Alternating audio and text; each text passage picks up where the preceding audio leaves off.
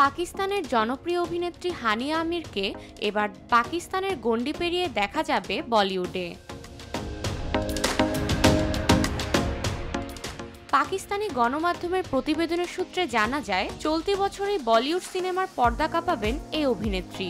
জানা যায়, তিনি সম্প্রতি পাঞ্জাবি চলচ্চিত্র ফ্র্যাঞ্চাইজির সর্বশেষ সংস্করণ সর্দার জি 3 এ অভিনয় করবেন। পাঞ্জাবি এ সিনেমায় হানিয়ার বিপরীতে দেখা যাবে ভারতের জনপ্রিয় সঙ্গীতশিল্পী দিলজিৎকে।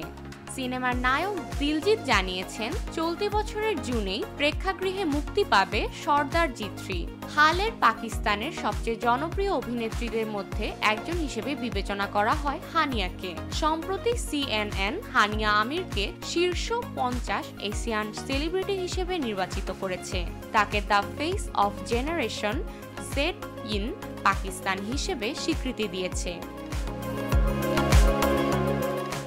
আলোচিত পাকিস্তানি ধারাবাহিক কাভি মে কাভি তুম এ অভিনয় করে পরিচিতি পেয়েছেন হানিয়া আমির। ফাহাদ মুস্তফা ও হানিয়া আমির অভিনীত ধারাবাহিকটি পাকিস্তানের গণ্ডি পেরিয়ে ভারত ও বাংলাদেশের দর্শকদের কাছেও প্রশংসা কুড়িয়েছে।